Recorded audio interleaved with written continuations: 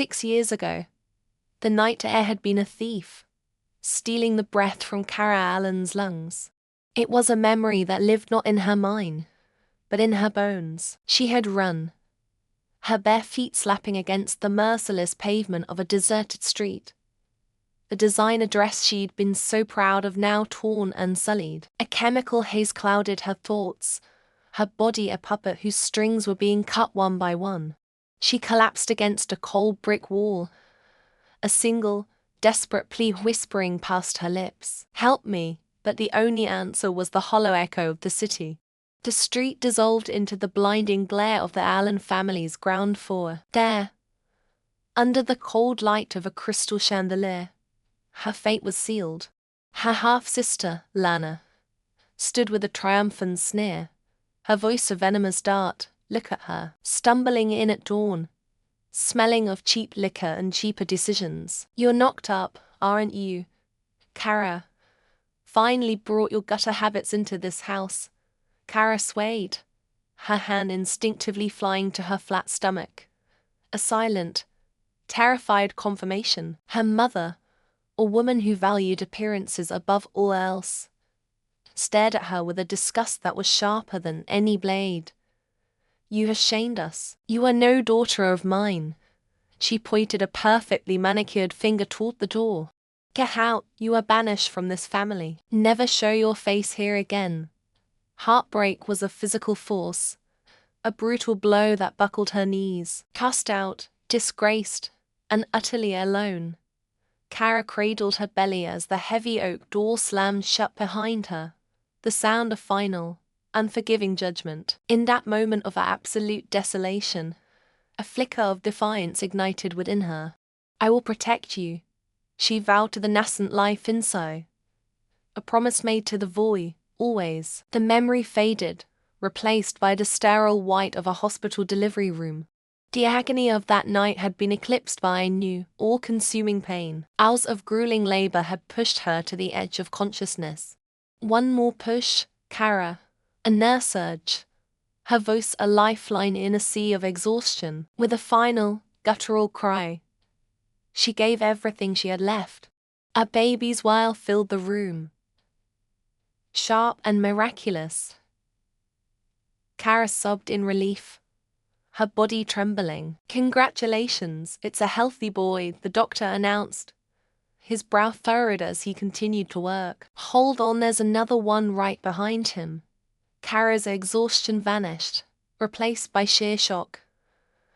Another boy was born moments later. She was still trying to process the impossible when the doctor exclaimed, his voice ringing with disbelief, "My word, you have a daughter, too." Triplets. 3 tiny, perfect newborns were placed in her arms. 2 boys and a girl. As she looked at their wrinkled, beautiful faces, the shame and the pain of the past months washed away, replaced by a wave of love so fierce it left her breathless. Tears of sorrow became tears of overwhelming joy. They were hers. They were everything.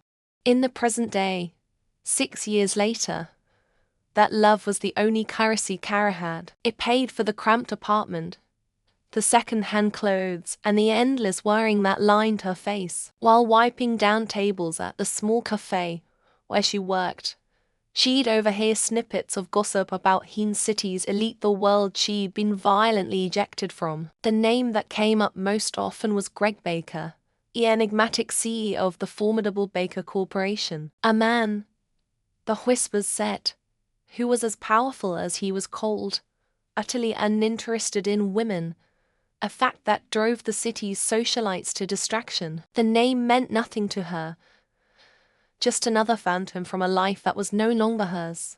In a penthouse high above the city, that same phantom was enduring an interrogation. "Gregory, I am not long for this world," his grandmother, Nina Baker, declared, clutching her chest with theatrical flair. "My only wish is to see a great-grandchild before I go." "Is that too much to ask? You must give this family an heir." Greg loosened his tie, his expression unreadable. "Grandma, your doctor says you're healthy enough to run a marathon, and we've discussed this. I'm not interested in marriage, not interested. She scoffed, her feigned illness vanishing. Nonsense. All you need is the right woman, or, at this point, any woman who can produce a Baker heir. He was saved from a reply by the chime of his phone. A meeting.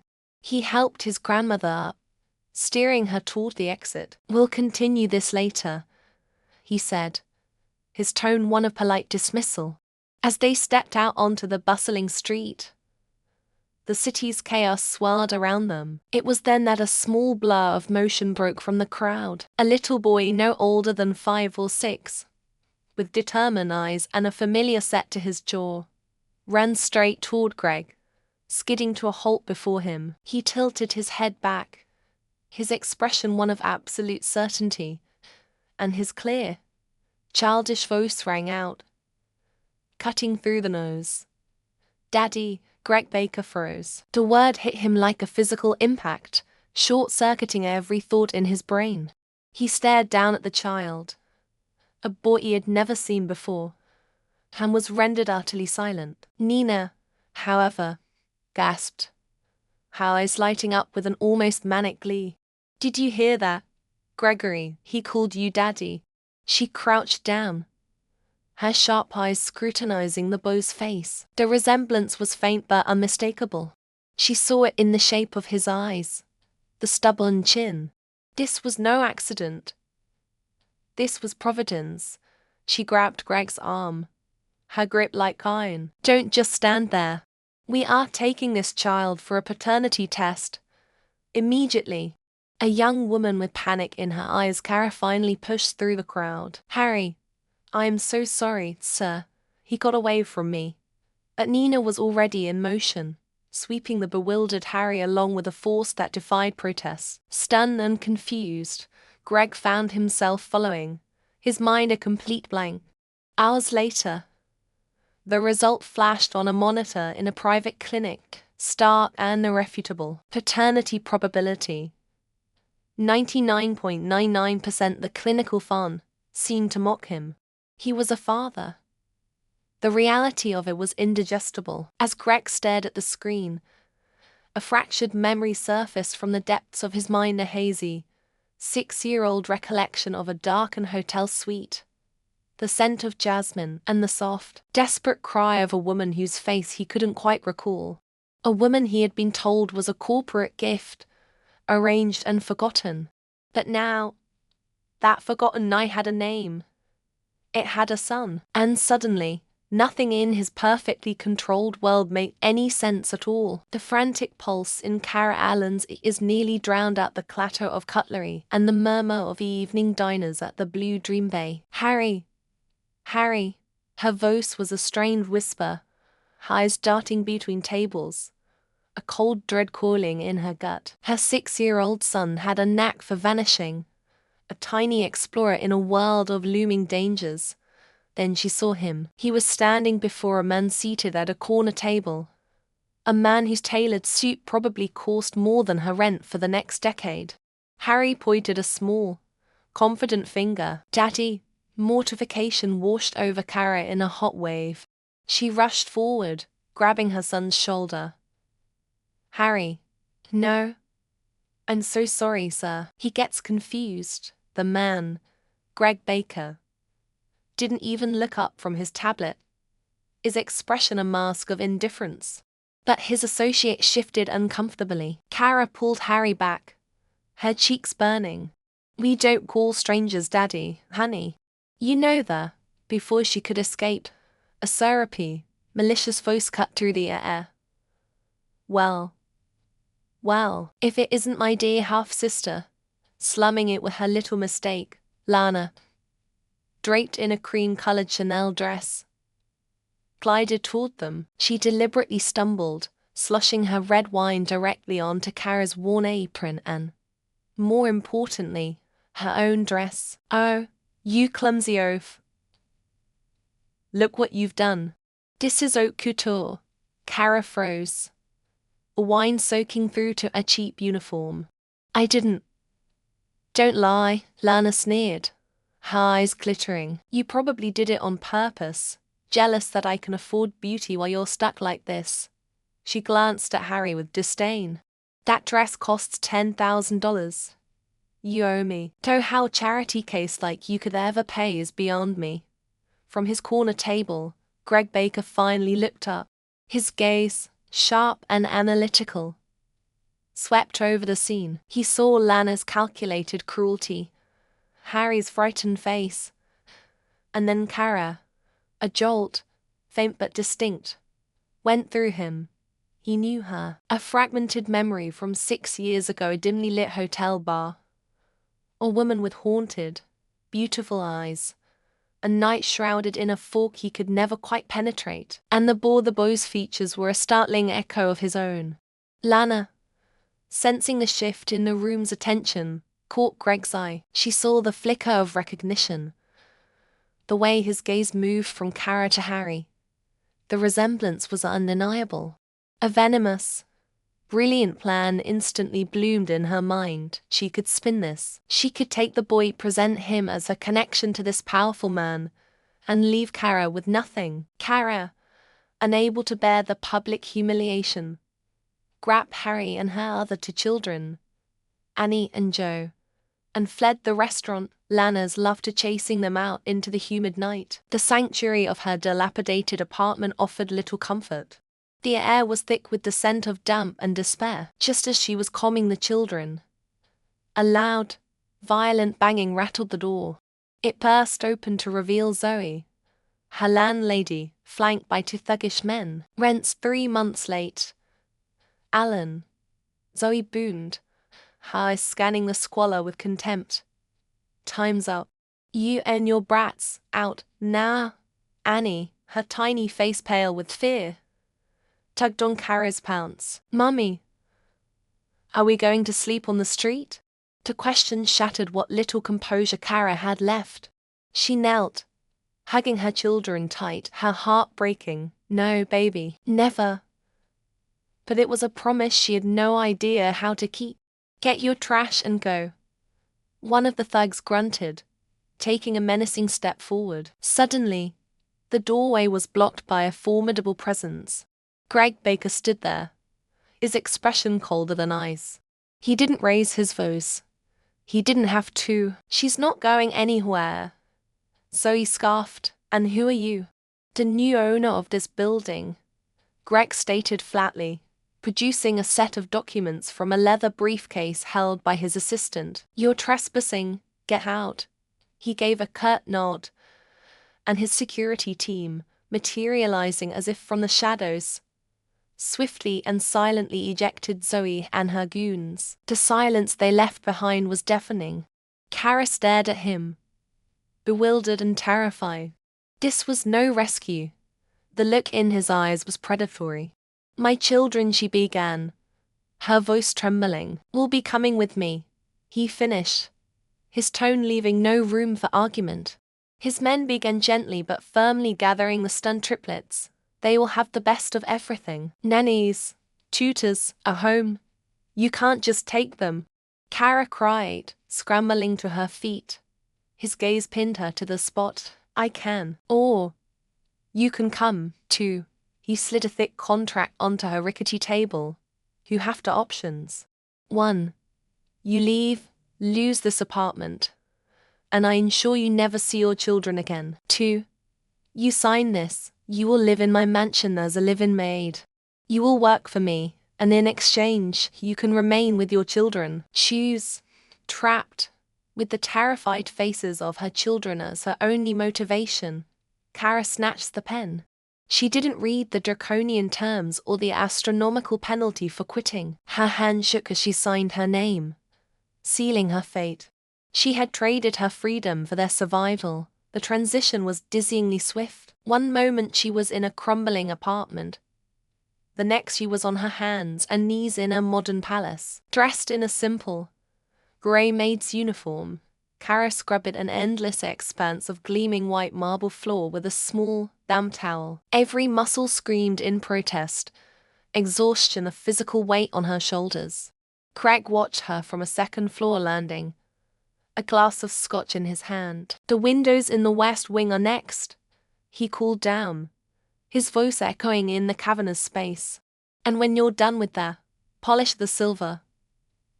All of it. Don't forget. The penalty for breaking this contract is $50 million. Kara paused, her knuckles white as she gripped the wet rag. Tyrant monster. She muttered the words under her breath. A tiny, futile act of rebellion. She didn't know his hearing was sharp enough to catch every syllable. A dark, unreadable expression flickered across his face. Later that night, when she was finally granted a break in her small, sterile room, she pulled a worn photograph from her pocket. It was a picture of her third son, Jack, smiling broadly from his summer camp, a camp she had scraped and saved for years to afford.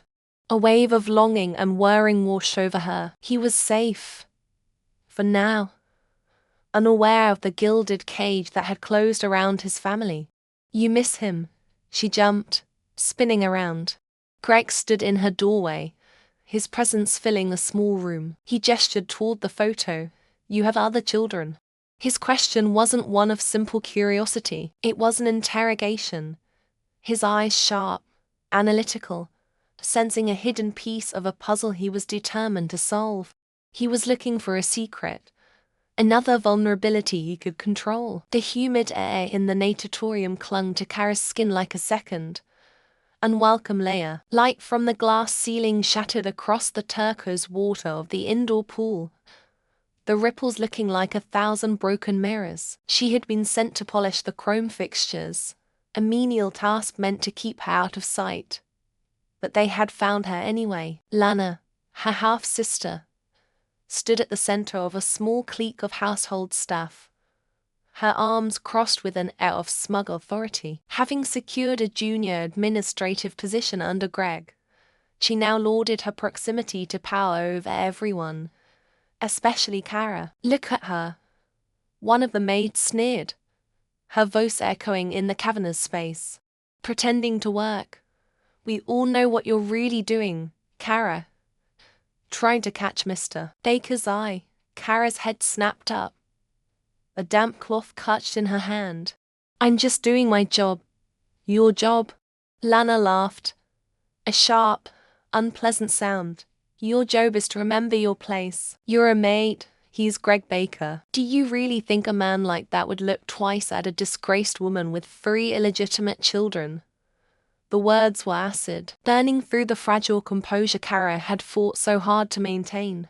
Before she could form a reply, Lana's eyes glinted with a cruel idea. She unclasped the watch from her own wrist, a gift from Greg to a senior employee she borrowed, and held it up. It was a Patek Philippe, its platinum case and deep blue face a constellation of wealth.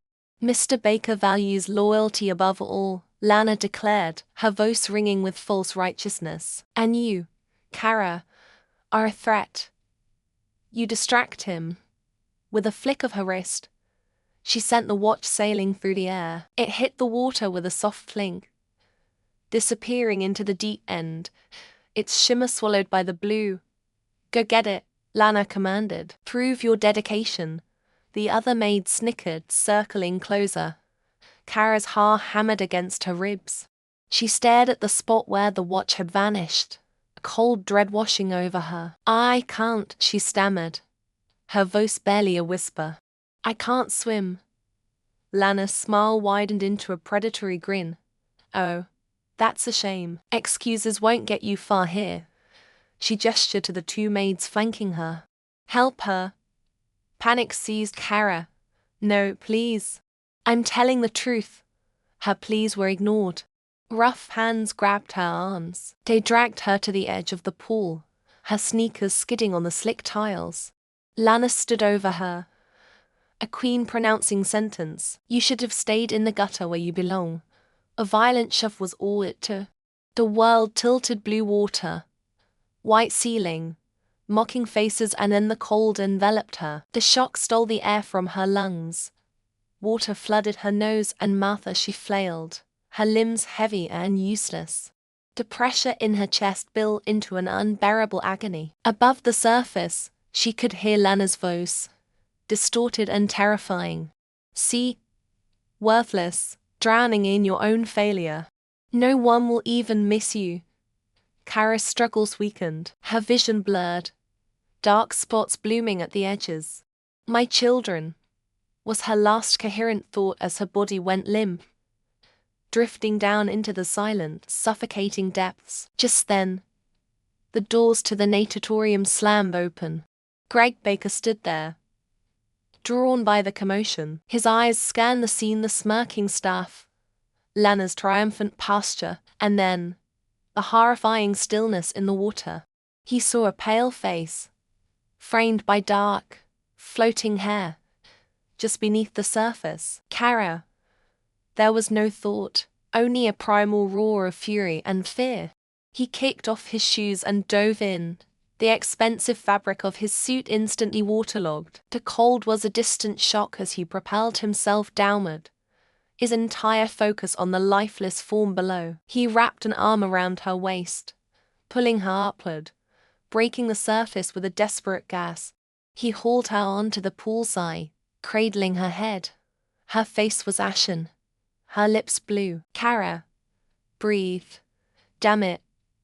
Breathe, he commanded, his voice raw with a terror he hadn't felt in years. He pressed on her chest, and she choked, spewing a lungful of chlorinated water onto the tiles. Her body convulsed with violent, racking coughs as she greedily sucked in air. Lana and her accomplices stared, their faces drained of color. Mr. Baker, Lana cried, rushing forward with a fabricated story. She was being careless. She fell in after she tried to steal your watch from my wrist. Kara, shivering and weak in Greg's arms, shook her head, tears streaming down her face. No, they pushed me, she choked out.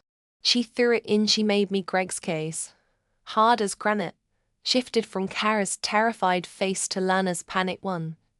He didn't need to hear another word. The truth was written in their guilt. Security.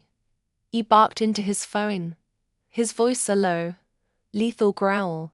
Bring me the footage from the natatorium, now. Minutes later, the scene played out on a tablet screen in stark, undeniable clarity. Lana's taunts, the watch arcing through the air, the brutal shove. A glacial calm settled over Greg, more terrifying than any outburst. His eyes were chips of ice as he looked at the trembling staff. You're all fired, he said, his voice dangerously quiet. He pointed a rigid finger at Lana and her two primary accomplices. But first, you're going to learn what it feels like. His security team, grim-faced, moved forward. One by one, they were unceremoniously thrown into the deep end. Their shrieks and splashes were a chaotic symphony of deserved panic. Get them off my property, Greg ordered. Permanently, he gently lifted Kara, wrapping her in his own suit jacket.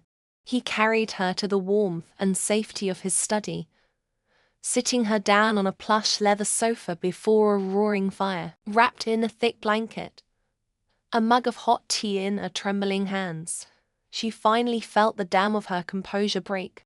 She did this to me before, Kara whispered, the words tumbling out between sobs. 6 years ago, Lana, she drugged my drink at a party. She's the reason I ended up with a stranger. The reason my family threw me out. Greg listened, his knuckles white as he gripped the arm of his chair. Every word was a blow, revealing a landscape of suffering he had unknowingly been a part of. The humiliation, the ostracization, the single-minded struggle to raise 3 children alone, it was all because of Lana's venomous jealousy. Guilt, sharp and profound, twisted in his gut. This incredible, resilient woman had endured 6 years of hell, and the genesis of it all was a night he couldn't even remember. Later that evening, as Kara rested, the triplets timidly approached him. Leo, ever the brave one, held out 3 delicately folded paper cranes. For you, he said, his small voice earnest. Mummy says cranes bring good luck. The air in the summer camp office was thick with manufactured crises. Shards of what had once been an expensive-looking antique vase lay scattered across the polished floorboards like jagged, frozen tears. 6-year-old Harry stood beside the mess, his small shoulders hunched, his face pale beneath a smattering of freckles. Towering over him was Miss Evelyn, the camp director, her lips a thin, unforgiving line. "I have told you repeatedly, running is not permitted indoors," she snapped, her voice sharp enough to cut glass. This vase was a priceless donation. "What do you have to say for yourself, young man?" Harry's lower lip trembled. "I didn't do it." "Don't lie, Harry. A staff member saw you running from this very spot." Kara burst through the door, her heart hammering against her ribs. She had received the frantic call just 10 minutes ago, a clip summons that made her blood run cold. Her eyes took in the scene in a single, sweeping glance. The shattered porcelain, the imperious director and her son, looking impossibly small and alone. "Harry," she breathed, rushing to his side and wrapping a protective arm around him. She felt the tremors running through his small body. "What happened?" Looking up at Miss Evelyn, Kara's voice was steady, a stark contrast to the storm raging inside her. "My son says he didn't do it." "I believe him," Miss Evelyn scoffed, a dismissive, ugly sound. "All mothers believe their children, Mrs. Allen. It doesn't change the facts." "Then perhaps we should examine these facts more closely." A silken voice slid into the room from a shadowed corner. Lana stepped forward, a vision of tailored linen and feigned sympathy. Her smile was a perfect, predatory curve. "I'm the head organizer for the camp this year. A special project. I was just discussing the incident with Miss Evelyn." The pieces clicked into place with sickening clarity. "Lana, of course, this wasn't an accident. It was an ambush. The vase, the accusation, the public setting, it was another one of her cruel, calculated games, designed to paint Kara as an unfit, incompetent mother. 6 years of this, and the venom still found its mark." Lana circled the scene, her heels clicking softly on the wood floor. "It's a terrible shame. We try to maintain a certain standard here." Such a destructive outburst, it makes one question the child's environment. His supervision, her gaze, laden with meaning, landed squarely on Kara. Other parents, drawn by the commotion, began to hover in the doorway, their whispers spreading like poison ivy. Kara felt the old, familiar shame trying to curl its tendrils around her heart, but she pushed it back. She was no longer that frightened girl, isolated and alone. She squeezed Harry's shoulder, drawing strength from him as much as giving it. An outburst. Kara's voice was low, but it cut through the murmurs. "Or a convenient setup." She met Lana's gaze, a flash of steel in her eyes. "My son is not destructive, but I know someone who is." Lana's smile tightened. "Are you accusing me? How absurd. You can't afford to replace this face. Kara, perhaps if you had taught your son some discipline." "Enough." The word was soft, yet it silenced the room instantly. Greg Baker stood in the doorway, his presence an immovable force. He had been there for several minutes, unnoticed, his expression unreadable as he watched Kara stand against her accusers. He had seen her spine straighten, heard the unwavering conviction in her voice as she defended their son. A fierce, protective pride surged through him. He walked calmly into the office, his gaze sweeping over Miss Evelyn, who paled, and then settling on Lana with an arctic chill. He didn't raise his voice. He didn't have to. The sheer weight of his authority was suffocating. He moved to stand beside Kara, placing a firm, reassuring hand on her back. The warmth of his touch seeped through her blouse, a silent declaration of solidarity. "What, exactly, is going on here?" he asked, his tone dangerously quiet. Miss Evelyn stammered. "Mr. Baker." The boy broke the lacquer vase. Craig barely glanced at the shards. "Did you see him do it?" "Well, no, but a counselor said." "So you have no direct proof?" Greg stated, not as a question, but as a final judgment. He turned his attention fully to Lana, whose mask of composure was beginning to crack. This camp receives a significant portion of its funding from the Baker Foundation, funding contingent on its reputation for fairness and integrity. A reputation you seem determined to ruin. Lana's face flushed a blotchy red. I was only trying to uphold the rules, Greg. Surely you can see. I see my son being terrorized, Greg interrupted, his voice dropping to a low growl. I see the woman I care about being publicly humiliated. And I see you, at the center of it all, again. He took a step forward and Lana instinctively took one back. Consider my funding and my family's association with this camp terminated. Effective immediately. Gasps rippled through the onlookers. Miss Evelyn looked as if she might faint. Greg's message was clear, brutal, and public. He knelt down, turning his back on the wreckage of Lana's scheme to face Harry. Hey, champ, it's okay. No one thinks you did this. Harry's eyes, wide and filled with tears, met his father's. A hiccuping sob escaped him, and he launched himself into Greg's arms, burying his face in his shoulder. Greg held him tight, murmuring words of comfort. Rising, with Harry still held securely in one arm, he took Kara's hand with the other. Let's go home.